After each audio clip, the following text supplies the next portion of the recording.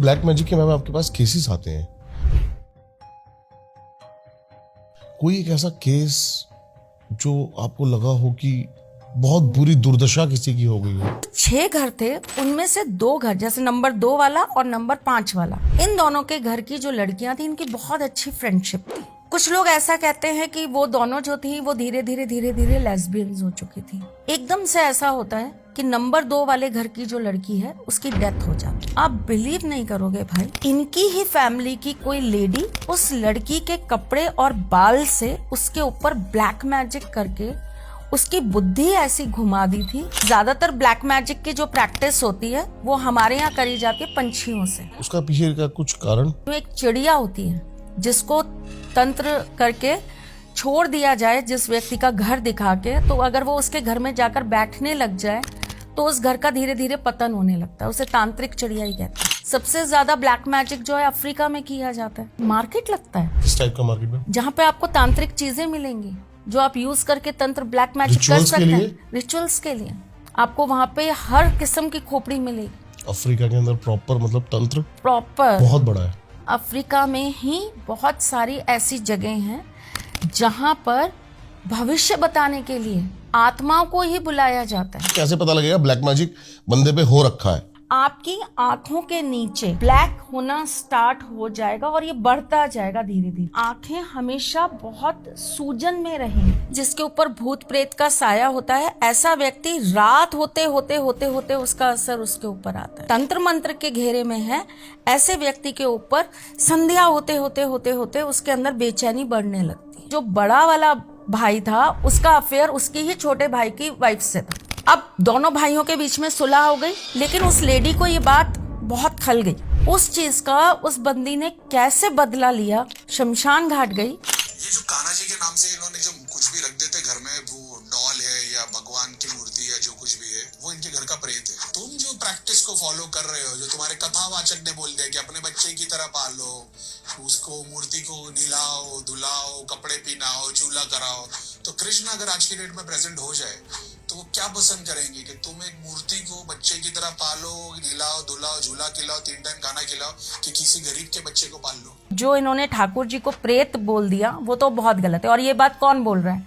जिनके यहाँ मतलब होते ही प्रेतों की पूजा है। आपके भगवान कहीं दिखते नहीं, उनकी ना कोई मूर्ति है, ना कोई तस्वीर है, ना उनका चेहरा है, ना कोई उनका रूप है, ना रंग है। हमने कम से कम एक रूप, आकार, रंग, रूप दे तो रखा है अपने ईश्वर को। एक बूढ़ी औरत थी, वो अपने ठाकुर जी की रोज सेवा करती थी। एक दिन क्या हुआ, उनके हाथ से उनके ठाकुर जी गिर गए। अपने बेटे बहू को बोलने लगी कि मेरा लल्ला गिर गया, इसको चोट लगी।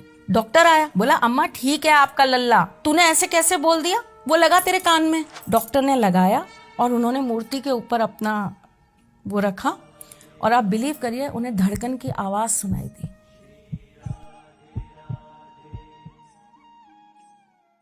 तो स्वागत है गाइस आपका एक और बेहतरीन पॉडकास्ट के अंदर। काफी टाइम से मैंने जो है बंद करा हुआ था इंट्रोडक्शन देना, लेकिन जो आज हमारे साथ है त्रिशला मैम, इंट्रोडक्शन की जरूरत है नहीं वैसे आपको मैम। जय श्री कृष्ण। जय श्री कृष्ण। सब जानते ही हैं आपको, और आज शायद हो सकता है एक अलग तरीके से जानेंगे, क्योंकि आज जो हमारे टॉपिक्स है ना वो बड़े खतरनाक है जी। तो आप जैसे कि बता रहे थे ब्लैक मैजिक के इफेक्ट्स, उस पे से हम बात शुरू करते हैं कि क्या क्या क्या इफेक्ट्स हैं, कैसे पता लगेगा ब्लैक मैजिक बंदे पे हो रखा है। बच्चा देखो, सबसे पहली चीज क्या है, लोगों को ब्लैक मैजिक और भूत प्रेत पिशाच इनका जो इनके ऊपर जाल होता है, इसके बीच का डिफरेंशिएट नहीं पता। क्यों? क्योंकि ये एक बहुत माइनर सी एक लकीर होती है, और इसको समझने के लिए ना वैसे तो बहुत सारे टेस्ट भी हैं जो हम लोग करवाते हैं जब हमें लगता है कि हाँ ऐसी कोई चीज आपके साथ काम कर रही है। प्लस बहुत सारे सिम्टम्स दिखते हैं। जैसे अब मैं आपको एक चीज बताती हूँ, जिनके ऊपर ब्लैक मैजिक का इफेक्ट होगा, मैं भूत प्रेत की अभी बात नहीं करी, मैं बात करूँ ब्लैक मैजिक। ठीक है। अगर आपके ऊपर ब्लैक मैजिक का इफेक्ट होगा, आपकी आंखों के नीचे ब्लैक होना स्टार्ट हो जाएगा और ये बढ़ता जाएगा धीरे धीरे। ओके। चाहे उसकी नींद पूरी हो, सब कुछ हो उसके बावजूद भी आपकी आंखें हमेशा बहुत सूजन में रहेंगी। मतलब आपको ये लगेगा कि मेरी आंखें बहुत भारी भारी हैं, कुछ है मेरी भार मेरी चीजों के ऊपर। किए कराए का तंत्र मंत्र का ब्लैक मैजिक का सबसे बड़ा इफेक्ट जब आता है तो वो हमारी आंखों पर आता है। आंखों पे बाहर रहेगा, बाहर रहता है। ये भी मेरे साथ हो रहा है। डोंट वरी, नहीं आपके साथ, डोंट वरी।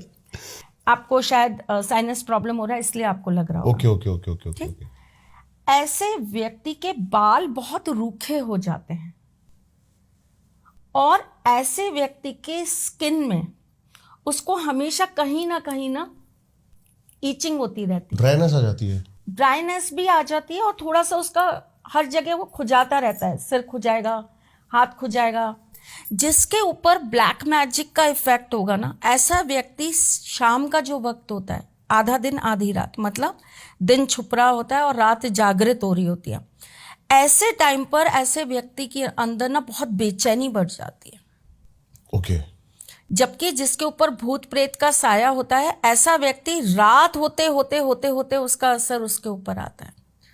पर जो व्यक्ति तंत्र मंत्र के घेरे में है, ऐसे व्यक्ति के ऊपर संध्या होते उसके अंदर बेचैनी बढ़ने लगती है और ऐसा व्यक्ति ना बहुत डल होने लगता है, मायूस होने लगता है, थॉट प्रोसेस नेगेटिव हो जाता है। भूत प्रेत में ऐसा नहीं होता, वो ओवर एक्टिव हो जाता है।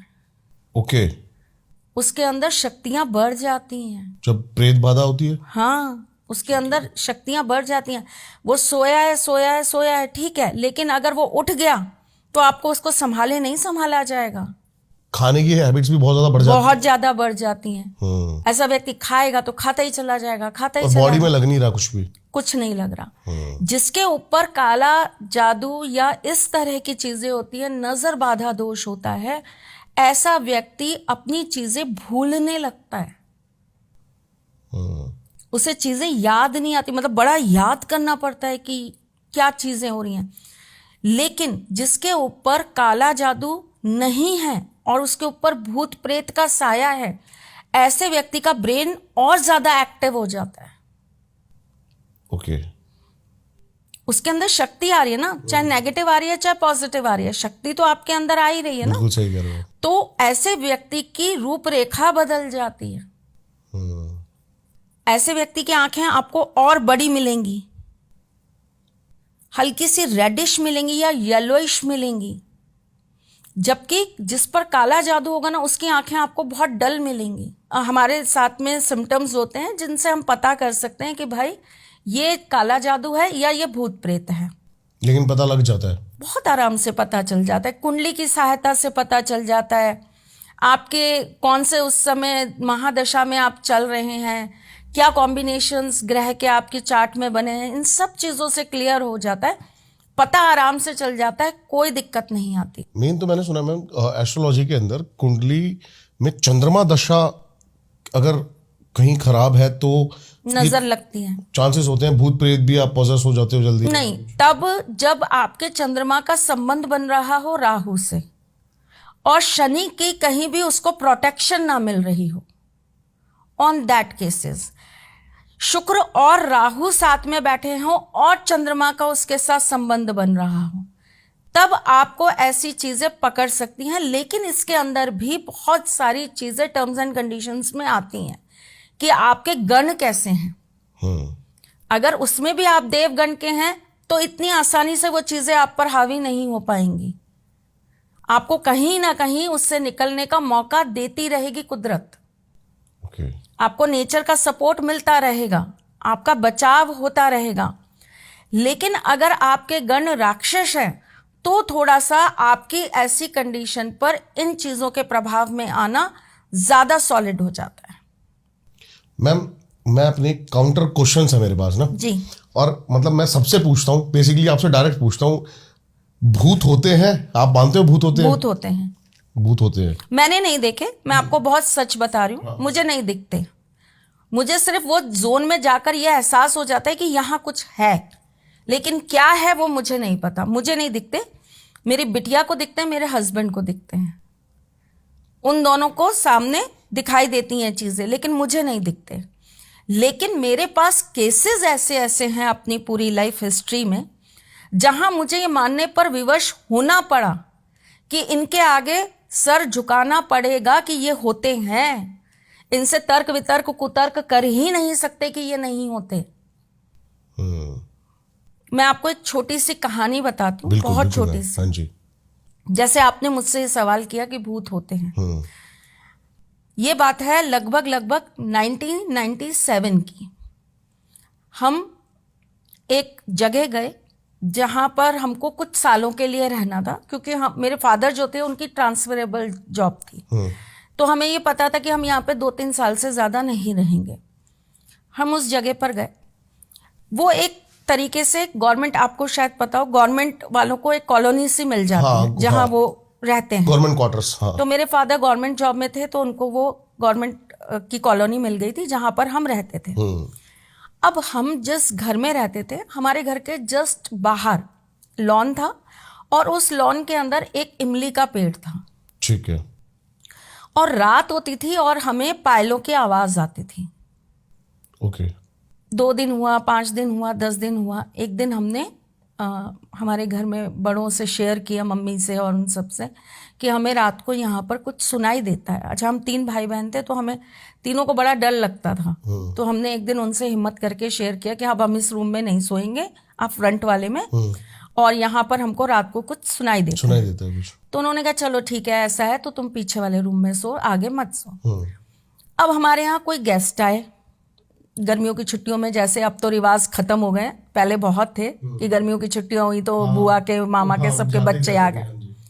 तो हमारे यहाँ गेस्ट आ गए। अब गेस्ट आ गए तो हमें वापस से वो आगे वाले रूम में शिफ्ट होना पड़ा। हमें फिर वो आवाजें सुनाई दी। अगले दिन हम लोग वही कॉलोनी का जो बाहर का एरिया होता है, वहां हम लोग खेल रहे थे। तो हमारे जस्ट सामने वाले घर के अंदर जो रहते थे, उनका एक बेटा था, 16-17 साल का लड़का था वो। हम उनसे बहुत छोटे थे, हम भैया भैया कहते थे उनको। अच्छा, हम सब में वो बड़े थे, तो हमें ऐसा लगा कि इनसे शेयर करेंगे, ये कुछ समझदारी वाला हमको हल बताएंगे इस बात का। तो हम उनके पास गए। हमने कहा मनु भैया, कि हाँ मनु भैया, हमें रात को ना वो वहाँ पर पेड़ पर ऐसी आवाज़ें सुनाई देती हैं। किसकी आवाज़ें सुनाई देती हैं? मैंने कहा भैया, पायल की आवाज़ें सुनाई देती हैं। और वो जो चौकीदार भैया है ना, वो बता रहे थे कि वो कोई चुड़ैल है। अच्छा। जो यहाँ पे बेटा रात को भटकती है। अब वो इतनी जोर जोर से हंसने लगे, इतनी भयंकर तरीके से हंसने लगे। बोले किसने बोला तुमको? चौकीदार भैया ने। पागल बना रहे हैं तुम्हें, कोई चुड़ैल बुड़ैल नहीं होती, तुम पागल बन रहे हो, फालतू की बातें हैं, जाओ जाओ घर जाओ अपने, ऐसा थोड़ा होता है, हम भी तो यहीं रहते हैं, हमें तो नहीं सुनाई देती। अब कोई बड़ा आपको फिर से डांट रहा है, और वो इतने सालों से रह रहे, मतलब हम तो बहुत लिमिटेड टाइम पीरियड के लिए गए थे, हमें पता था, लेकिन वो वहां पर बहुत सालों से रह रहे थे। हमने कहा इनको कभी सुनाई नहीं दी। अब हमें क्या लगा, हो सकता है बाहर कोई ऐसी चीज हो कि हवा चलती हो तो हमें सुनाई देता हो, पर ये कैसे पॉसिबल है, दिन में नहीं सुनाई देता, रात को सुनाई देता है। चलिए, बात खत्म हो गई। 1-2 हफ्ते निकल गए, हमारे गेस्ट भी वापस चले गए, और हम वापस से पीछे वाले रूम में शिफ्ट हो गए। ओके। अचानक से हमें एक दिन, मोहल्ले की आंटियां होती है ना, हमारे बाहर क्या एक वो स्टोन की बेंच सी थी, जिसके ऊपर सारी मोहल्ले की आंटियां वो मटर लेके, कुछ बुनाई उनाई का सामान लेके, कुछ मेथी पालक लेके सब बैठ जाती थी और पंचायतें करती थी।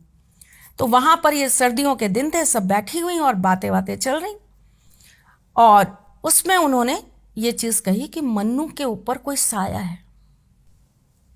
ओके। अब हम लोग ऐसे हुए, हाँ। मन्नू के ऊपर साया। मन्नू भैया तो हंस रहे थे हमारी बात पे कि ऐसा कुछ नहीं है। अब उन्होंने मम्मी को जो कुछ भी बताया हो, हम अंदर आ गए। बाद में हमने धीरे से, मम्मी जहाँ जहाँ जाए हम मम्मी के पीछे पीछे जाएं, और हमने मम्मी से पूछा कि मम्मी क्या हुआ? बोले पता नहीं क्या हुआ, लेकिन उसके साथ में ना कुछ गड़बड़ हुआ है। और क्योंकि छोटा सा शहर था भाई, बहुत बड़ी जगह नहीं थी, छोटा सा शहर था, और उस शहर में कोई ऐसा तांत्रिक था जिसके पास उसको लेकर गया, तो उन्होंने बताया कि इसके ऊपर कोई चुड़ैल आ गई है। अब हमारे अंदर का वो जो क्यूरियोसिटी वाला जानवर था ना, वो और जागृत हो गया।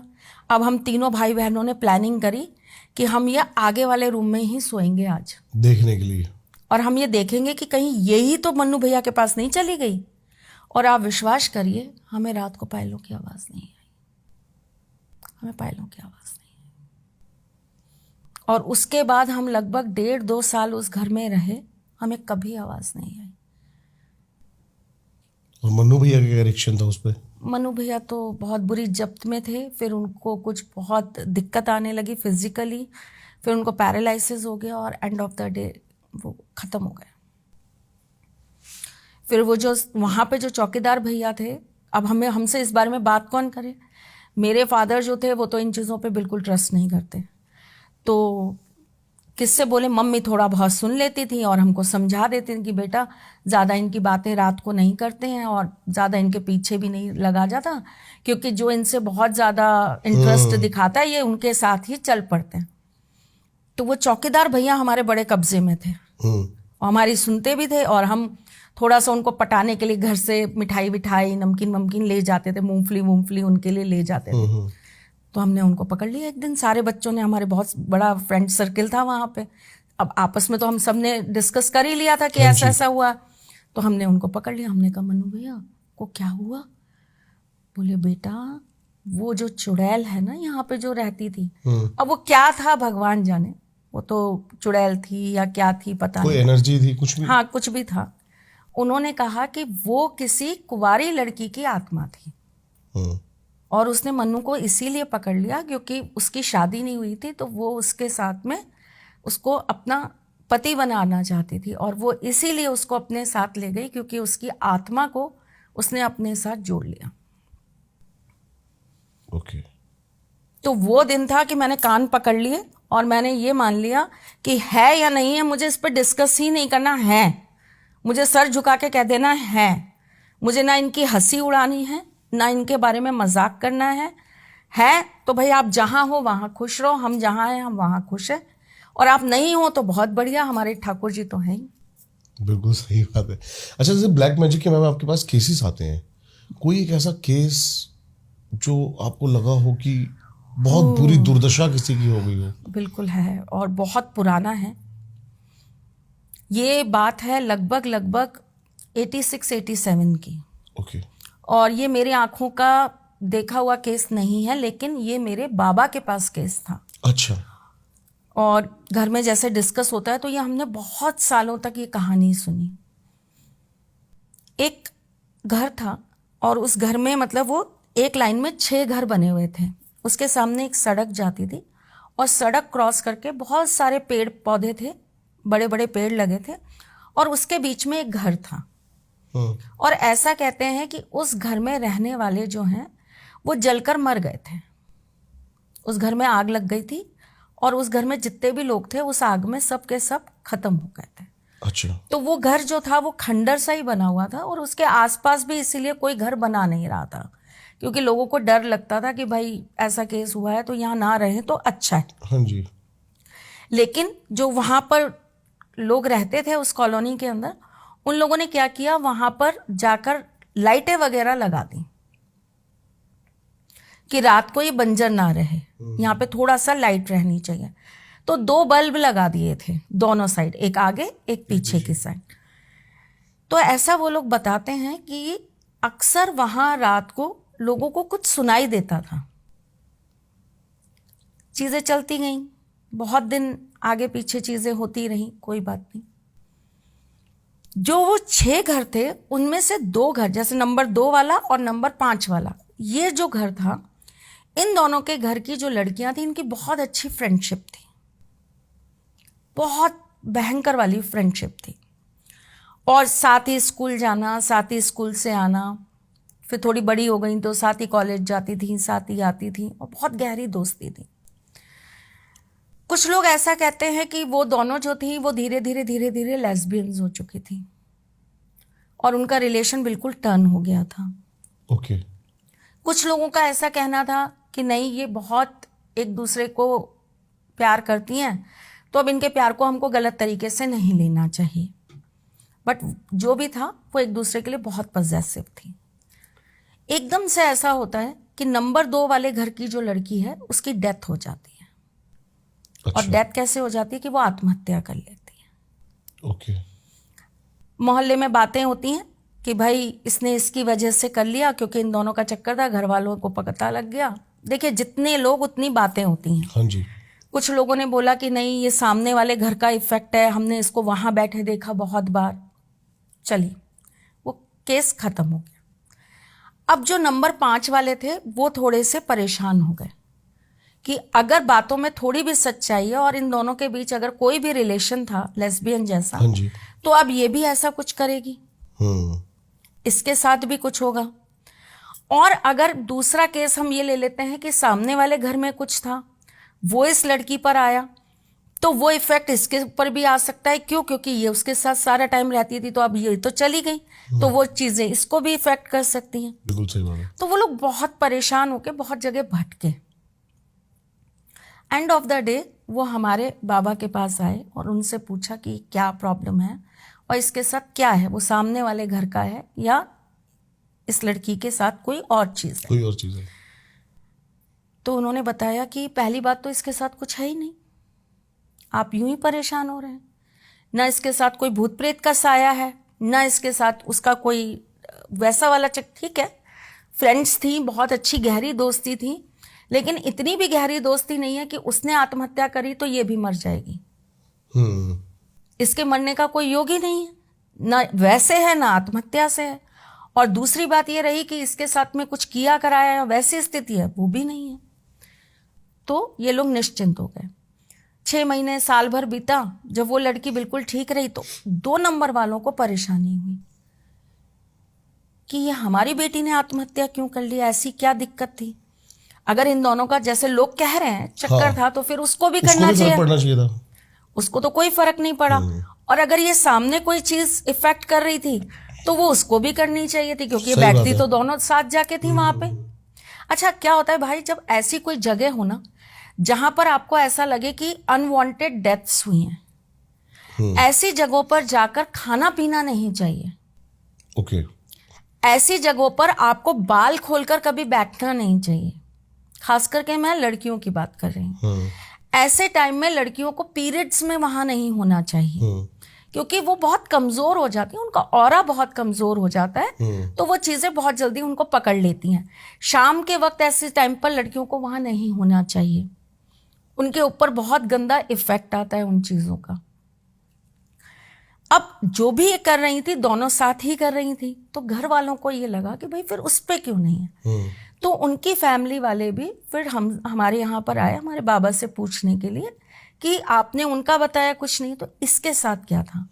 आप बिलीव नहीं करोगे भाई, क्या निकल के आया कि इनकी ही फैमिली की कोई लेडी, 2 नंबर वालों की, उन्होंने उस लड़की के कपड़े और बाल से उसके ऊपर ब्लैक मैजिक करके उसकी बुद्धि ऐसी घुमा दी थी कि उस लड़की ने खुद को ही मारने के लिए आत्महत्या कर ली।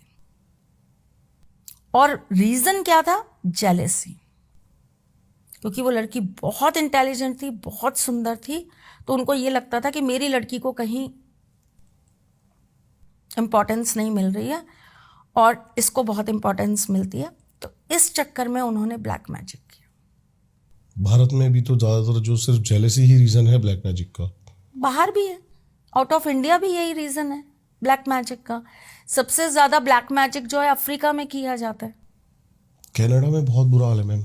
कनाडा में तो देखिए मतलब भारतीय बस गए हैं या वहां पर अब लोग उस तरीके से लेने लगे हैं, लेकिन अगर आप तंत्र का सबसे बड़ा गढ़ कहें, अफ्रीका बहुत बड़ा गढ़ है, बहुत बड़ा गढ़ है।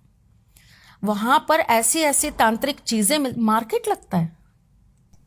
किस टाइप का मार्केट में? जहां पे आपको तांत्रिक चीजें मिलेंगी जो आप यूज करके तंत्र ब्लैक मैजिक कर सकते हैं, रिचुअल्स के लिए। ओके। आपको वहां पे हर किस्म की खोपड़ी मिलेगी, हर जानवर की आपको वहां पे बॉडी मिलेगी, सुखा के ड्राई करके रखते हैं।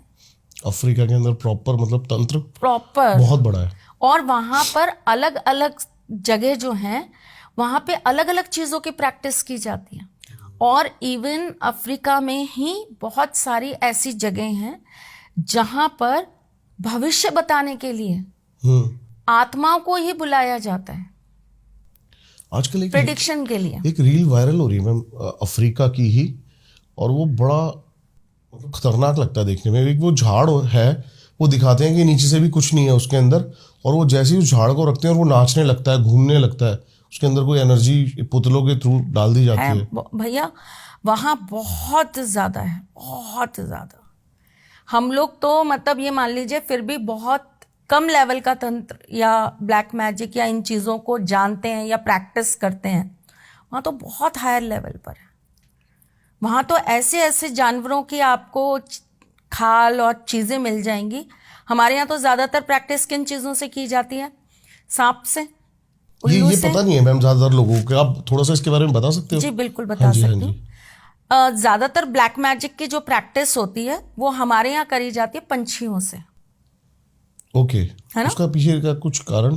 उनकी जितनी भी चीजें होती हैं वो तंत्र में बहुत काम आती हैं उनके और बहुत पंख। जल्दी उन पर तंत्र का इफेक्ट भी आ जाता है। हाँ। जैसे कि मैं आपको एक बताती हूँ, एक चिड़िया होती है जिसको तंत्र करके छोड़ दिया जाए जिस व्यक्ति का घर दिखा के, तो अगर वो उसके घर में जाकर बैठने लग जाए तो उस घर का धीरे धीरे पतन होने लगता है। उसे तांत्रिक चिड़िया ही कहते हैं। ओके। बहुत छोटी सी होती है, ब्लैक कलर की, एकदम छोटे से साइज की होती है, इतनी इजीली मिलती नहीं है। मैंने बहुत पहले एक पॉडकास्ट में भी बताया था, दोबारा से बता देती हूँ, क्या पता आपकी ऑडियंस ने सुना नहीं सुना। हाँ जी। एक पक्षी होता है, वो पक्षी केवल पेट के भ्रूण को खाता है, यानी कि बच्चा जब लेडी प्रेग्नेंट होती है तो वो अंदर के जीव को खाता है। और वो पक्षी आपके इर्द गिर्द घूमता रहता है, आपके घर के इर्द गिर्द घूमता रहता है। वो आवाजें बदल सकता है, वो सेम आपके जैसी आवाजें निकाल सकता है। अच्छा। और वो जब वो आपके इर्द गिर्द घूम रहा होगा, वो पहले तो रैकी करता है बहुत दिन तक, और जब उसको ये पता कंफर्म्ड हो जाता है कि हाँ अब ये मेरे हिसाब का और मैं जितना चाहता हूँ उतना बड़ा ये भ्रूण हो गया, ये बेबी उतने वीक्स का हो गया जितना मुझे चाहिए, तो वो उसको अपने साथ ले जाएगा। मैम ये उल्लू जो है, जो आपने बोला उल्लू का भी प्रयोग होता है तंत्र में। मैम बहुत सारी हॉन्टेड लोकेशंस पर गया हूँ रात को, और मैंने ये पर्सनल एक्सपीरियंस करा है कि जब भी मैंने उल्लू को वहां पर देखा है ना, तो वहां कुछ ना कुछ हुआ है। मतलब एक वाइब अच्छी नहीं आई। जैसे कि हम जंगल के अंदर भी जा रहे हैं, उल्लू दिखा, उल्लू दिखना मतलब ऐसा लगता है कि या फिर वो साइकोलॉजी की ऐसी हम सोचते हैं, या फिर क्योंकि घबराहट और अजीब चीजें होने लगती है उल्लू देख के। देखिए, उल्लू तो वैसे लक्ष्मी वाहन भी है, हाँ जी। लेकिन जो माँ लक्ष्मी के वाहन उल्लू हैं उनकी बहुत अलग ही प्रजाति है। ठीक है, वो बहुत अलग तरह के होते हैं। कई लोग घर में पालते भी हैं उल्लू, है ना। आप जो बात करें देसी उल्लू जो जंगलों में पाया जाता है ना। हाँ जी। इनसे बहुत खतरनाक तंत्र होता है। इनकी आंखों से, इनकी चोंच से, इनके नाखूनों से, इनके पंखों से। और तंत्र केवल ये थोड़ी ना बेटा कि किसी के ऊपर काला जादू करने के लिए या किसी के लिए नेगेटिव करने के लिए इंसान तंत्र करता है। तंत्र इंसान अपनी मनोकामनाओं की सिद्धि के लिए करता है। तांत्रिक क्रियाएं इंसान अपनी इच्छाओं को पूर्ण करने के लिए करते हैं। अब वो इच्छाएं तो कोई भी हो सकती है। मुझे आपसे बैर है, मुझे आपको मारना है, तो मैं मारण क्रिया कर दूंगी आपके ऊपर। लेकिन मेरी इच्छा लखपति बनने की भी तो हो सकती है, करोड़पति बनने की भी हो सकती है। तो वो जो उल्लू होते हैं उनके पंख काम में आते हैं तंत्र क्रियाओं में, आपको करोड़पति या लखपति बनाने के लिए। उनको सिद्ध करके रखा जाता है, सिद्ध करके आपकी तिजोरी में स्थापित कराया जाता है, जिससे आप आने वाले कुछ समय के अंदर लक्ष्मी प्राप्ति कर लेते हैं। तंत्र क्रियाओं में ये बहुत कॉमन प्रैक्टिस है। तांत्रिक मंत्रों से सिद्ध करके तंत्र, मतलब बहुत सिद्ध रात्रियों में तंत्र करके आपको उस चीज को ऐसा दे दिया जाता है कि अब आप इसको ले जाके रख देंगे तो ये चीज आपके लिए बहुत शुभ होगी। उल्लू के कुछ विशेष बाल आपको अगर मिल जाते हैं और तंत्र उसके ऊपर करके लोग उसको अपना ताबीज बना के पहन लेते हैं, तो ऐसा कहते हैं कि ऐसे व्यक्ति के सामने कोई भी सम्मोहित हो सकता है। चमगादड़ से किया जाता है। ये रात के क्रीचर माने जाते हैं वैसे भी। चमगादड़ की, वैसे तो आपने देखा होगा चमगादड़ का पंख ही पंख होता है, लेकिन चमगादड़ की बॉडी के अंदर हड्डी भी होती है। उसकी हड्डी से बहुत तंत्र होता है। आप बहुत अजूबा करेंगे, लेकिन कबूतर की पॉटी वही कबूतर जो हमारे घरों में बैठे रहते हैं, कबूतर की पॉटी तक से तंत्र होता है और बेनिफिट्स के लिए भी होता है। छोटे बच्चों को नजर लग रही है तो उसी पॉटी को सिद्ध करके और कुछ चीजों में बांध के बच्चे के गले में पहना दिया जाता है कि अब इसको नजर नहीं लगेगी, ये बीमार नहीं पड़ेगा, इसका पेट का डाइजेशन खराब नहीं होगा। तो तंत्र देखिए, ये आपकी अपनी विश है कि आप उसको किस चीज के लिए यूज कर रहे हैं। तंत्र बुरा नहीं है, उससे करने की आपकी भावना बुरी है। पहले ये चीजें पहनाई जाती थी, मैं भी जब छोटा था तो आप बच्चे को तगड़ी बांधते हैं। हाँ, हम आज उसके भी अंदर ठाकुर जी सूअर को का दांत बांधते होते हैं। हैं। हाँ, हम तो सूअर का दांत नहीं, हम तो कौड़ी बांध के ठाकुर जी को पहनाते हैं। हाँ, तो वो सब इसीलिए होता था, नजर ना लगे। हाँ हाँ, हाथी का दांत, हाथी का दांत, सूअर का दांत। लेकिन फिर लोगों ने क्या करना स्टार्ट किया कि जीव को मारना स्टार्ट कर दिया। जबकि ये चीजें तब होती हैं कि भाई वो ऑटोमेटिकली वो मर गया तो आप उन चीजों को प्राप्त कर लिए तो आपको वो काम कर जाएंगी। अब जैसे मोर होता है, मोर के सिर के ऊपर का जो यहाँ का जो हिस्सा है, यहाँ पर जो पंख उगते हैं, कहते हैं उन पंखों से भयंकर वशीकरण होता है, सम्मोहन होता है। शेर का नाखून आपको कितनी चीजें दिलाता है, यश, मान, कीर्ति, पद, प्रतिष्ठा, अवार्ड्स, पुरस्कार, समाज में एक अलग रुतबा, आपका अलग वर्चस्व, आपके कुंडली में बैठे हुए सूर्य को प्रबल कर देता है। पुराने राजा महाराजा आप देखिएगा, कभी भी उनके गले में हमेशा होता था सोने में मड़ा हुआ शेर का नाखून, for the positive benefits, right. लेकिन उसी को लोगों ने नेगेटिव मारण क्रिया के लिए भी यूज किया, शेर के नाखून को। हाँ। अब आप ये देखिए ना, हम दुर्गा सप्तशती का पाठ क्यों करते हैं?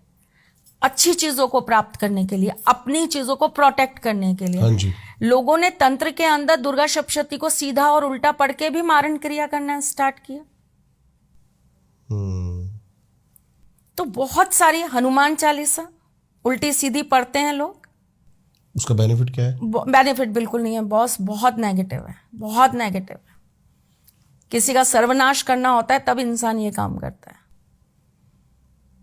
पर आप जब किसी का सर्वनाश लिख रहे हो और आप जब किसी ऐसी शक्ति को बुला रहे हो, आप किसी शक्ति के द्वारा जब ये कार्य करा रहे हो, तो आप सोचो कि आपका सर्वनाश उससे भी बुरा लिखा जाएगा, क्योंकि वहां तो न्याय लिखा है, वहां तो न्याय होना ही है हर चीज का।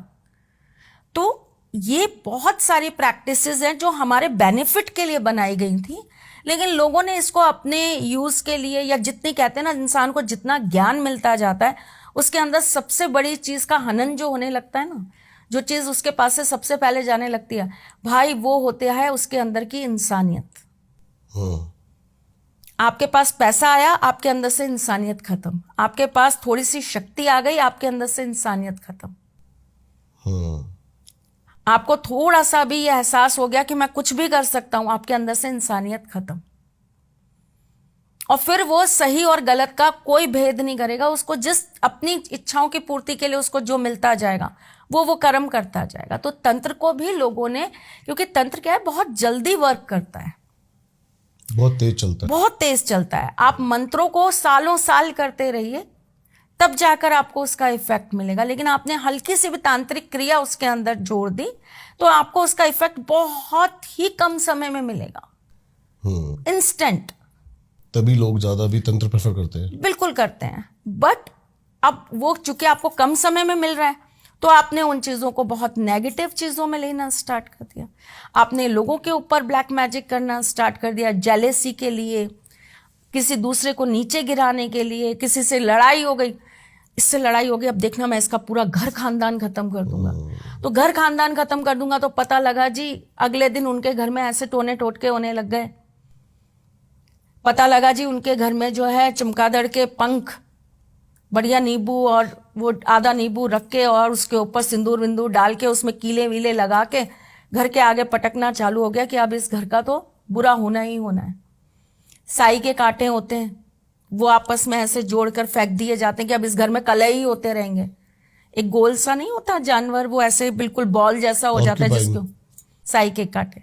तो वो लोग, वो मेरे को किसी और ने भी बताया था कि मतलब वो अगर किसी के घर में मिल रहा है या फिर उसके घर में गड़ रहा है तो इसका मतलब उस घर का सर्वनाश नाश तय है। लिखा है, बिल्कुल लिखा है।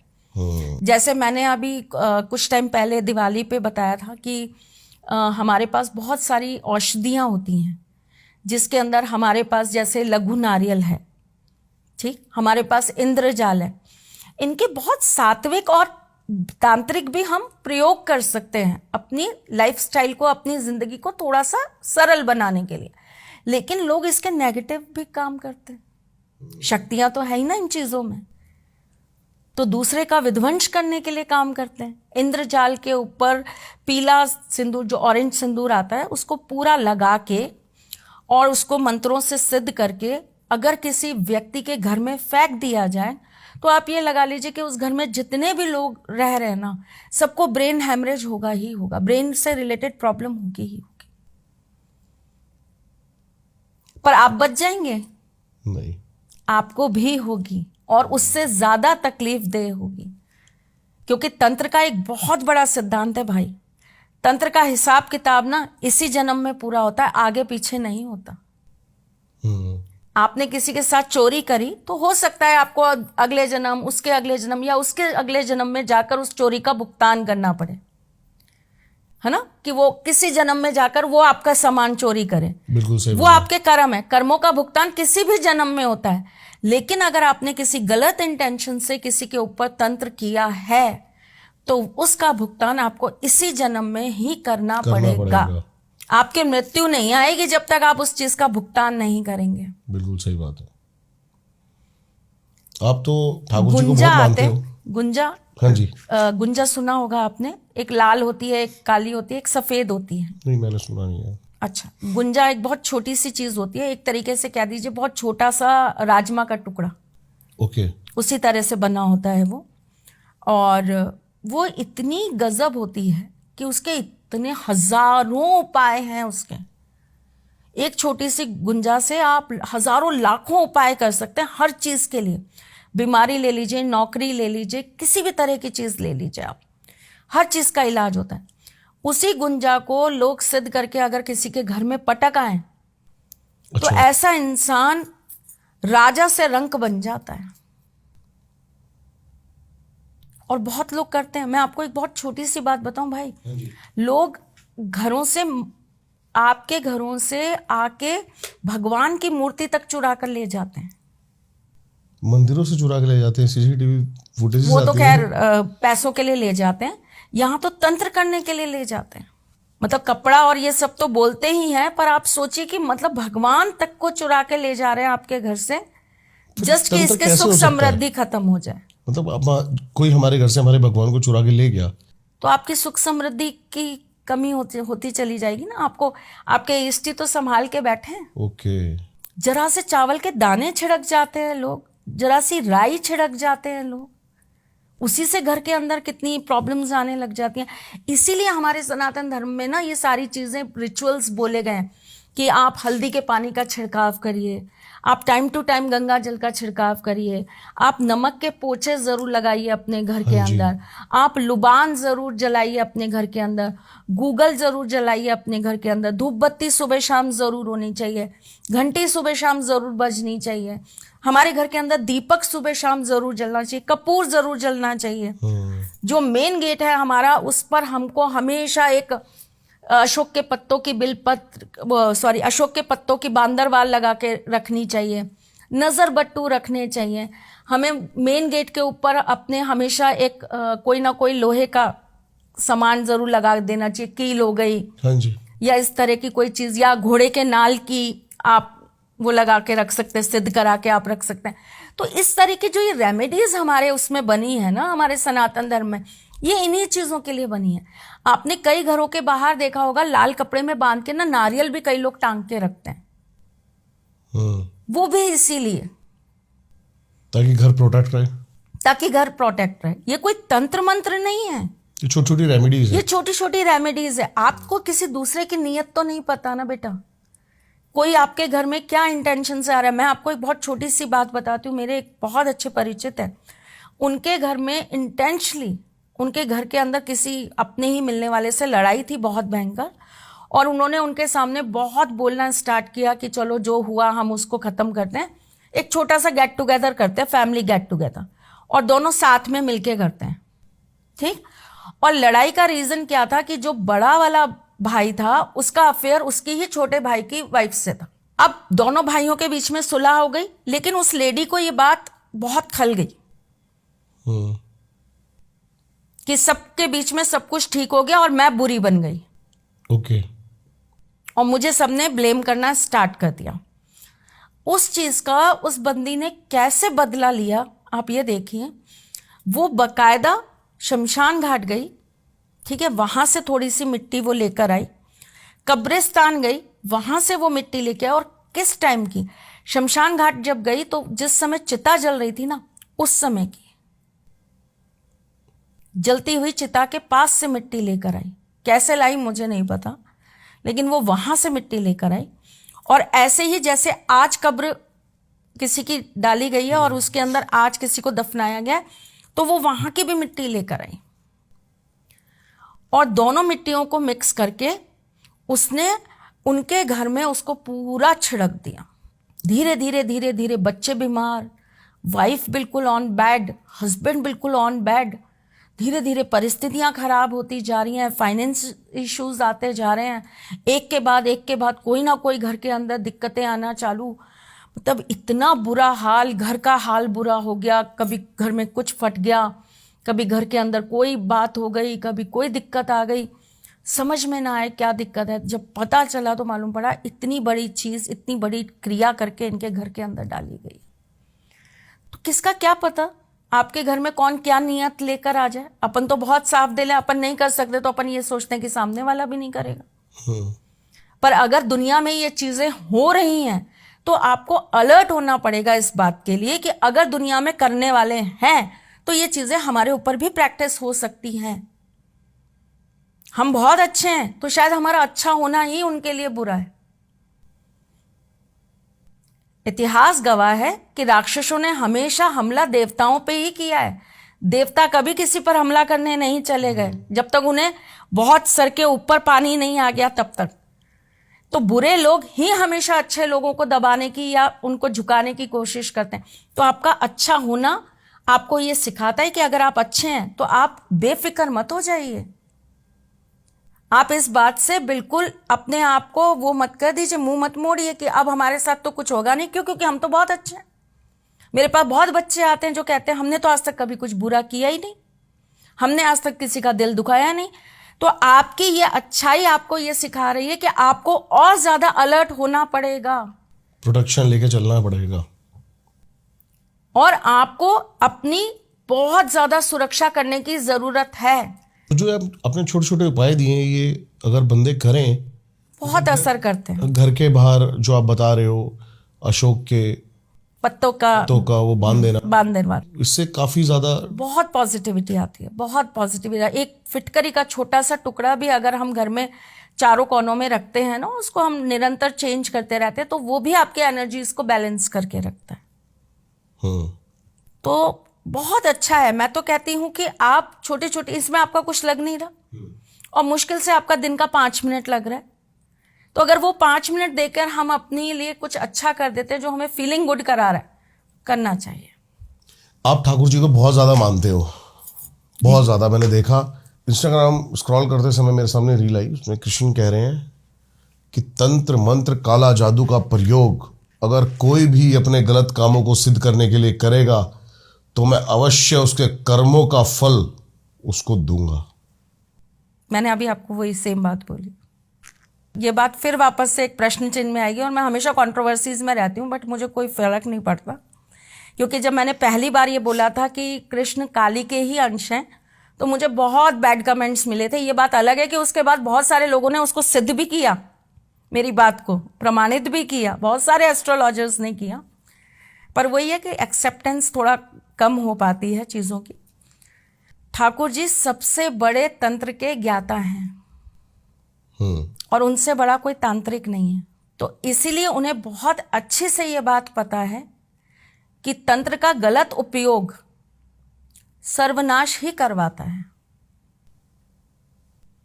और उन्होंने ये बात कौरवों को भी समझाई थी, लेकिन उनको समझ में आई नहीं थी। सर्वनाश होना तय था। आप कहते हैं ना विनाश काले विपरीत बुद्धि, तो वो आपकी बुद्धि ही उस तरफ ऐसी चली जाती क्योंकि अब आपका सर्वनाश लिखा ही है। दूसरा सबसे बड़ा तंत्र का ज्ञाता रावण, आप देखिए उसने सारी चीजें गलत तरीके से प्रयोग करी। तो तंत्र को हमेशा अच्छी चीजों में लगाएंगे, भले के लिए यूज करेंगे, तो वो आपको 10 गुना ज्यादा पॉजिटिविटी देगा। तंत्र बुरा नहीं है, तंत्र को प्रैक्टिस करना और प्रैक्टिस करवाना वो व्यक्ति कैसा है इस पर निर्भर करता है। मैंने आपको देखा कि आपके पास भी एक लड्डू गोपाल हैं। मैं आपको एक रील दिखाना चाहता हूँ, हमारे गेस्ट थे, इनकी बातों से आप सहमत हैं, थोड़ा कंट्रोवर्शियल हो सकता है लेकिन हर तरह की बात होना क्लियर है। कुछ भी रख देते घर में, वो ये जो कान्हा जी के नाम से इन्होंने जो कुछ भी रख देते घर में, वो डॉल है या भगवान की मूर्ति है, जो कुछ भी है वो इनके घर का प्रेत है। भगवत गीता में कहीं पे भी कृष्ण ने ये नहीं बोल दिया कि मेरे को भोग चढ़ाओ। तुम जो प्रैक्टिस को फॉलो कर रहे हो, जो तुम्हारे कथावाचक ने बोल दिया कि अपने बच्चे की तरह पालो, उसको मूर्ति को नहलाओ धुलाओ, कपड़े पहनाओ, झूला कराओ, तो कृष्ण अगर आज की डेट में प्रेजेंट हो जाए तो वो क्या पसंद करेंगे कि तुम एक मूर्ति को बच्चे की तरह पालो, नहलाओ धुलाओ, झूला खिलाओ, 3 टाइम खाना खिलाओ, कि किसी गरीब के बच्चे को पाल लो। देखिए मैसेज बहुत अच्छा दे रहे हैं, ये जो बताने की कोशिश कर रहे हैं मैसेज बहुत अच्छा दे रहे हैं, लेकिन बताने का तरीका गलत है। और जो इन्होंने ठाकुर जी को प्रेत बोल दिया वो तो बहुत गलत है। और ये बात कौन बोल रहा है? जिनके यहाँ मतलब होते ही प्रेतों की पूजा है। आप इनके उसमें जाइए, आपको समाधियां मिलेंगी। हालांकि मैं हर चीज़ की बहुत रिस्पेक्ट करती हूँ, तो मेरे को अच्छा नहीं लगता, लेकिन जब आपने बात ठाकुर जी की कर दी तो भाई वो तो अंदर कहीं बहुत लगता है ना। तो इनके यहाँ तो किस चीज़ समाधियां बनती हैं? समाधियां क्या हैं? आप किसी की सोल को, किसी की बॉडी को बिल्कुल एकदम दबा के बैठे हो और उस सोल को उस बॉडी से कनेक्ट करे बैठे हो, और आप फिर उस सोल से वो सारे काम करवा रहे हो, चाहे अच्छे चाहे बुरे, व्हाटएवर, मैं उसके ऊपर बात नहीं कर रही हूँ। तो इनके यहाँ तो वही चलता है। आपके भगवान कहीं दिखते नहीं, उनकी ना कोई मूर्ति है, ना कोई तस्वीर है, ना उनका चेहरा है, ना कोई उनका रूप है, ना रंग है। हमने कम से कम एक रूप, आकार, रंग, रूप दे तो रखा है अपने ईश्वर को। और लड्डू गोपाल की पूजा ठाकुर जी ने नहीं कहा कि मुझे तुम लड्डू गोपाल के रूप में अपने घर में बसाओ। देखिए भक्ति के बहुत सारे प्रकार हैं। आप मंत्र उच्चारण करके भक्ति कर सकते हैं। अब हमारे यहाँ आर्य समाज वाले हैं, वो मूर्ति पूजा नहीं मानते, तो वो लोग ये मानते हैं कि आप मंत्र करिए, आप हवन करिए, ईश्वर आपको मिलेंगे। वो मूर्ति पूजा में ट्रस्ट नहीं करते, उनको वो तरीका भक्ति का समझ में आता है। कृष्ण पूजा के अंदर हम जो भक्त हैं, हम भाव से भक्ति कर रहे हैं, हम भाव में बहकर भक्ति कर रहे हैं। जब कथावाचक या जो हमारे पूर्वज हैं, जब वो कथा सुनाते थे, क्योंकि उन्होंने अवतार तो लिया था ठाकुर जी ने, और बहुत सारे प्रमाण हैं हमारे पास कि उन्होंने अवतार लिया था। जगह जगह उनके होने का हमको कहीं ना कहीं सर्टिफिकेट मिलता ही है कि ठाकुर जी यहाँ थे।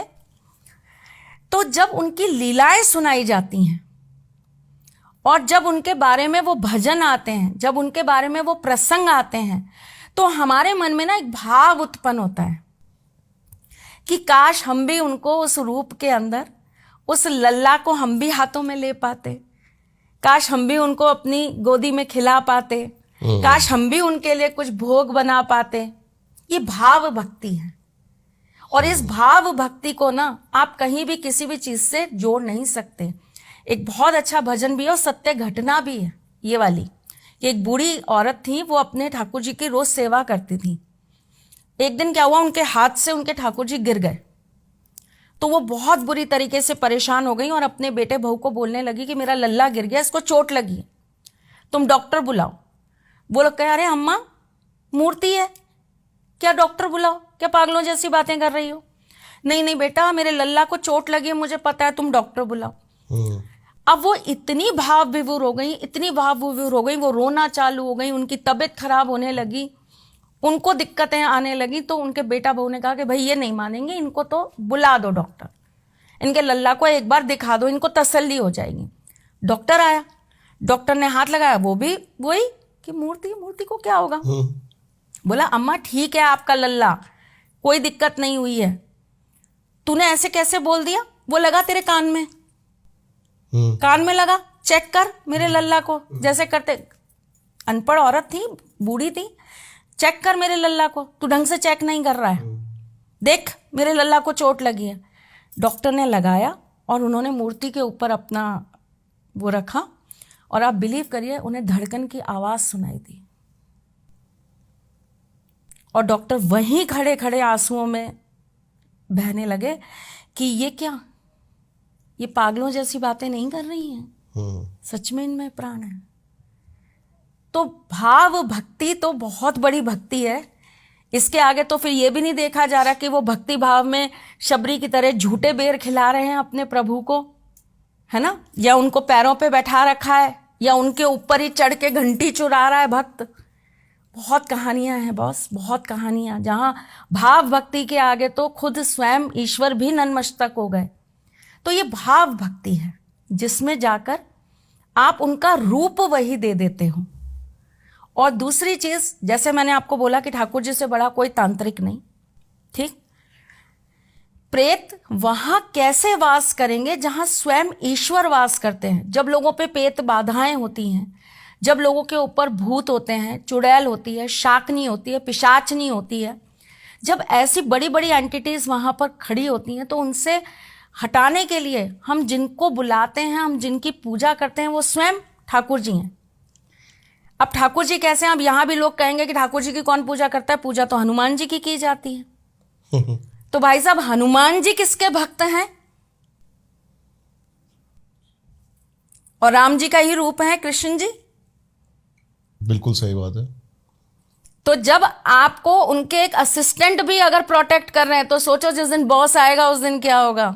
इन सबके जवाब महाभारत में हैं। सबके हैं। महाभारत में कृष्ण कह रहे हैं कि जहां पर मैं वास करता हूं वहां भय, आत्मा, चिंता कोई वास नहीं कर सकता, नहीं कर सकता। और जहां पे वो सब वास करते हैं वहां पे मैं वास नहीं करता। आप एनर्जीज की बात करें ना, तो आप ये देखिए, जहां पर ईश्वर होंगे, आप मंदिर चले जाइए, ठीक। आप मंदिर में जाकर खड़े होकर किसी दूसरे पर्सन को ना वहां पे खड़े होकर गाली गलौच नहीं करोगे। आपके मन में वो भाव ही नहीं आएगा। भाव, आप वहां गाली गलौच नहीं कर सकते। आपके मन में उस समय भाव कैसा रहेगा? मैं अपने ईश्वर के पास हूं, मुझे अपने ईश्वर को देखना है, मुझे उनसे मिलना है, मुझे अपने मन की बात उनसे कहनी है। कुछ पल के लिए ही सही, एक अलग सी ही पॉजिटिविटी आपके अंदर आ जाती है। ये बिल्कुल सच बात है। लेकिन आप ऐसी जगह चले जाइए जहां पर एंटिटीज रहती हैं, आप अग्रेसिव हो जाओगे। आपने जो गालियां जीवन में नहीं बकी होंगी ना, आप वहां जाकर बकने लगोगे। आप ऐसे घरों में जाकर देखिए, आप तो हॉन्टेड प्लेसेस जाते हैं ना, कभी ऐसे घरों में जाइए जहां पर एंटिटीज रहती हैं। आपने ऐसी ऐसी गालियां बकनी चालू कर देनी है वहां जाकर, जो आपने कभी जीवन में सुनी भी नहीं होगी, और आप कहोगे ये कहां से निकल रही है मेरे अंदर से। आप कभी मंदिर जाइए, आपको ना बड़ा शांत शांत सा फील होगा, आपका सर बहुत हल्का हो जाएगा, चाहे कितने भी भारी सर लेके चले जाओ, आपको बड़ा हल्का हल्का सा फील होगा। आपको लगेगा हाँ अच्छा फील हो रहा है। धूप बत्ती जल रही है, दीपक जल रहा है, खुशबू आ रही है, गुलाब की, चमेली की, रजनीगंधा की खुशबू आ रही है, फूलों की महक से महक रहा है पूरा मंदिर, ठीक। आपका मन करेगा थोड़ी देर मैं साइड में बैठ जाऊं, कुछ देर मैं यहां बिता लूं, ऐसा मन करेगा आपका। इसके ही ऑपोजिट जगह पर आप चले जाइए, आपको एक अलग सी गंध आएगी, आपका सिर चकराने लगेगा, भारीपन महसूस होने लगेगा, आपकी बॉडी भारी हो जाएगी, और आपको लगेगा भाई यहां से चलो, जल्दी से बाहर निकलो, कुछ है जो मेरे अंदर से खिंच रहा है, जिससे मुझे अपने आप को प्रोटेक्ट करना है। आप खुद एक्सपेरिमेंट करके देख लीजिए। मैं किसी धर्म के ऊपर उंगली नहीं उठाती हूँ, क्योंकि देखिए मैं सबका सम्मान करती हूँ। मेरे लिए हिंदू धर्म बहुत बड़ा है, उससे बड़ा कुछ नहीं। और यह तो बच्चे हैं हिंदू धर्म के, जो आज अपने आप को मुस्लिम और क्रिश्चियन और सिख बोलते हैं, सब यहीं से आए हो बेटा। वो बाप है, तुम बेटा हो, तो उससे मुकाबला मत करा करो, बाप बाप ही रहता है। तो हिंदू धर्म की तो खैर हम बात ही नहीं कर सकते जितना हमारे पास है। सनातन धर्म बहुत ऊंची चीज़ है, और वी आर ब्लेस्ड कि हम वहाँ आए हैं। लेकिन आप जिस चीज को आपने कभी प्रैक्टिस ही नहीं करके देखा, आपने जिस चीज के लिए कभी कुछ करा ही नहीं, आप भोग की बात कर रहे हैं। आप विश्वास करिए, मेरे घर के अंदर लड्डू गोपाल भी हैं, मेरे यहाँ पर जगन्नाथ जी भी हैं, जगन्नाथ जी, सुभद्रा जी और बलदेव जी भी हैं, और ठाकुर ठाकुराइन तो हैं ही हमारे, युगल सरकार हमारे। अगर उनको अपने मन का खाना है ना, तो चाहे वो कैसे भी व्यवस्था करके खाएंगे, वो खाएंगे। हम कौन है उनको खिलाने वाले? एक दिन मेरे मन में सुबह से आ रहा था कि मैं आज इनको हलवा बना के खिलाऊंगी, आज ठाकुर जी को हलवा खिलाऊंगी। कुछ काम आ गया, मैं बिजी हो गई, हलवा नहीं बन पाया। अच्छा, बनाने के लिए मेरे घर में सर्वेंट्स हैं, वो बना देते हैं, पर उनके हाथ में वो स्वाद नहीं आता। तो मुझे लगा नहीं मैं ही बनाऊंगी, चलो शाम को बना दूंगी। शाम को भी मेरे यहाँ कोई गेस्ट आ गए, वो फिर शाम को नहीं बन पाया। रात को जब हमारे यहाँ पे शयन कराते हैं जब ठाकुर जी को, तब मुझे याद आया कि अरे आज मैंने इनको हलवा नहीं खिलाया ठाकुर जी को। तो मैं गई, मैंने हलवा बनाया। आप विश्वास करिए, ठाकुर जी प्रसन्न कैसे होते हैं भोग खाकर, मैं आपको वो बता रही हूँ। मैंने वो भोग अपने ठाकुर जी को लगाया, और उसी समय मेरी मम्मी का फ़ोन आया, और मेरी मम्मी कह रही हैं, मैंने उनसे पूछा, मैंने कहा और क्या कर रही हो? हलवा खा रही हूँ। मैंने कहा इस समय हलवा खा रही हो, रात को कैसे? तो बोले अभी अभी वो लाली बना लाई, मतलब मेरी भाभी जो हैं उनके लिए बोले कि अभी अभी लाली बना लाई, तो मैं खा रही हूँ। और पता नहीं आज इसने क्या डाल के बनाया है, इतना टेस्टी हलवा बनाया है कि मैं तुझे बता नहीं सकती। और मैं ठाकुर जी को भोग लगा रही हूँ, और अंदर से कहीं वो फील निकल के आया कि आपका संदेश मिल गया कि आपको हलवा अच्छा लगा। तो बहुत सारी ऐसी चीजें होती हैं जिनसे ये एहसास होता है कि वो भाव में वो आते हैं, भाव में हमसे जुड़ते हैं, भाव में हमसे प्रेम करते हैं। अब प्रेत है तो प्रेत राज भी हमारे ही हैं, प्रेतों पे राज करने वाले भी वही हैं। गणों के देवता गणाधीश भी हमारे ही हिंदू धर्म में है साहब। जितनी भी ये एंटिटीज हैं, इनको सबको गले में बांध के भी हमारी काली माँ ही चलती हैं। हमारे शिव जी के पास ही तो सारे घूमते हैं, जितने भी भूत प्रेत, आपके जितने पिशाच, डाकनी, शाकनी, सब तो वहीं घूम रहे हैं। गंधर्व क्या, देव क्या, राक्षस क्या, सब तो हमारे ही देवों के अधीन बैठे हैं। तो आप ये कहें कि उनके साथ प्रेत आ रहे हैं, तो सर आंखों पे भाई, हमारे महाराज आ रहे हैं तो उनके मेहमान भी स्वीकार हैं हमें, कोई दिक्कत नहीं, हम तो उनका भी सर झुका के स्वागत करेंगे। आ तो हमारे साहब के साथ रहे ना। बहुत सुंदर। तो जब हमारे साहब साथ खड़े हैं तो हमें क्या डर? मेरे सरकार खड़े हैं मेरे सर पे अपना हाथ रखकर, तो मैं क्या डरूंगी इन भूत प्रेतों से? सही बात है। मुझे क्या डर इनका? ये ऐसे यूं मसले जाएंगे जब ठाकुर जी का हाथ है सिर पे। तो देखिए, ये सब बातों पे मैं तो ट्रस्ट नहीं करती। और आप दूसरे धर्म को कुछ भी बोलने के लिए बोलें, हम भी कह सकते हैं कि आपने जो जगह जगह मज़ारें बना रखी हैं, वहाँ क्या है? वहाँ भी तो आपने भूत प्रेत ही पाल रखे हैं, आत्माओं को ही तो कैद कर रखा है। पर ये बातें नहीं होती, ये विश्वास की बात। धर्म विश्वास है, और जब हम किसी चीज़ पर विश्वास करते हैं ना, तो हमें ये सारी चीज़ें नहीं बोलनी चाहिए। दूसरी बात, और एक सबसे अच्छी बात आपको बताती हूँ भाई, वो धर्म सबसे बड़ा होता है, ना मैं हिंदू कह रही हूँ, ना मैं मुसलमान कह रही हूँ, ना मैं कोई और कह रही हूँ। वो धर्म सबसे बड़ा होता है जो हर चीज़ पर अपना सर झुकाकर उस पर अपना विश्वास दिखाता है। इसलिए इन चीज़ों, हाँ, वो जो ये कह रहे हैं कि बच्चों को पालना चाहिए, वो बहुत अच्छी बात है। तो हम में इतना जिगरा है कि हम अपने ठाकुर को भी पाल सकते हैं, और हम उन बच्चों को भी पाल सकते हैं, और पालने वाले पाल भी रहे हैं, करने वाले परवरिश कर भी रहे हैं। ठीक, तो अपने अपने दायरों में रहकर जो जैसे अपनी चीज़ों को निभा रहा है उन्हें निभाने दीजिए। वो साथ खड़े हैं, उससे बड़ा कोई चीज़ नहीं, और भाव भक्ति से बड़ा कुछ नहीं है। आप कभी जगन्नाथ जी जाइएगा और आप वहाँ भाव भक्ति की आप कहानियाँ सुनेंगे, तो आपको लगेगा भाई ये होती है सच्ची भक्ति। मैं आपको एक माउंटेन की ही कहानी बता रही हूँ। हाँ जी। जगन्नाथ जी की जब सवारी जाती है ना, तो वो एक जगह जाकर रुक जाती है। वो एक माउंटेन की मज़ार है, ओके। वहां रुक जाती है उनकी। और इसलिए रुक जाती है कि ये कहा जाता है कि उसको एंट्री नहीं करने दी थी जगन्नाथ जी के यहाँ, और वो सिर्फ उनके दर्शन की अभिलाषा लेकर ही उसने वहां पर दम त्याग दिया था। उसने प्राण त्याग दिए थे अपने, और वो इसी इच्छा के साथ मर गया था कि मुझे एक बार जगन्नाथ जी मिल जाए, मुझे एक बार अंदर जाने दें और एक बार मेरे दर्शन हो जाएं। लेकिन उनको नहीं हुए दर्शन। तो आप ये देखिए कि जो भगवान के पास ना जा सका, भगवान खुद उसके पास आकर रुकते हैं, और हिलता नहीं है उनका रथ वहां से। आप हिलाकर दिखा दीजिए। तो भाव भक्ति में बहुत ताकत है, बहुत ज्यादा ताकत है। आप रसखान जी का आपने भाव देखा है? नहीं।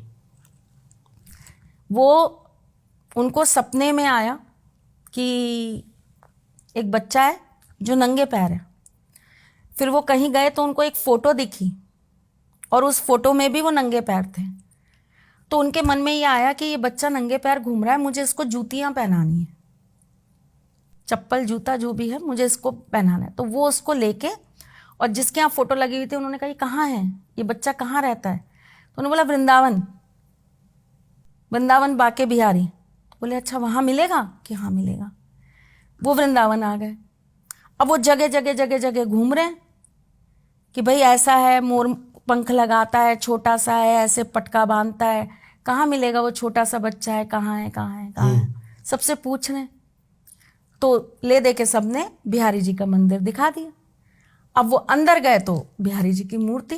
बोले नहीं, ये तो वो बच्चा नहीं है जिसकी तलाश में मैं आया हूँ। तो बाहर आके थक हार के बैठ गए कि नहीं मिला वो बच्चा, चलो ढूंढूंगा बाद में। तो एक छोटा सा बालक आया और बोला आप मुझे ही ढूंढ रहे हो? बोले हाँ मैं तुझे ही ढूंढ रहा हूँ। बोले लाओ आप मेरे लिए जूतियां लाए। ले बेटा पहन, और हाथ पकड़ के उनके साथ चला। वही जूतियां बिहारी जी के मंदिर में पाई गई। क्या बात है। तो भाव भक्ति में तो देखिए, जब भगवान ने भेदभाव नहीं किया। अब प्रेत थे तो वो प्रेत तो तुम्हारे भी धर्म के लोगों के साथ घूम रहे थे बेटा, जो भी थे। अगर आप उनको उस तरीके से लो, भगवान ना मानकर आप कहो कि वो प्रेत है, तो वो प्रेत तो आपके भी धर्म के साथ घूम रहे थे। तो देखिए भाव भक्ति है, किसी ने कहीं नहीं कहा, कहीं नहीं लिखा, लेकिन इंसान भाव विभोर में आके अपने भगवान के लिए कुछ भी करता है। आप आजकल उस पर देखिए, कहीं नहीं लिखा होता कि भाई ठाकुर जी जो है उनको गाड़ियों में घुमाइए, या कहीं नहीं लिखा होता। मैं भी थोड़ा विरोध करती हूँ इन चीज़ों का कि थोड़ा पवित्रता रखिए इन ठाकुर जी को कहीं भी ले जाने में। लेकिन आप ये देखिए ना, मैं तो ये देख रही हूँ जीन्स भी पहना रहे हैं ठाकुर जी को। धर्म के हिसाब से देखो तो गलत, लेकिन भाव के हिसाब से देखो तो मुझे हंसी आ जाती है कि कितना प्यारा भाव है, कितना प्यारा भाव है। भगवान सिर्फ भाव देखता है। भाव देख, मैंने इतने पॉडकास्ट करे मैम, तांत्रिकों के साथ, कुछ संतों के साथ, कुछ महान आत्माओं के साथ, लेकिन जो समझ में आया ना, वो समझ में आया सिर्फ एक भाव। मैं आज आपके पॉडकास्ट पे बहुत बड़ी चीज़ बताती हूँ। मैं एक बहुत बुरे वक्त से गुजर रही थी।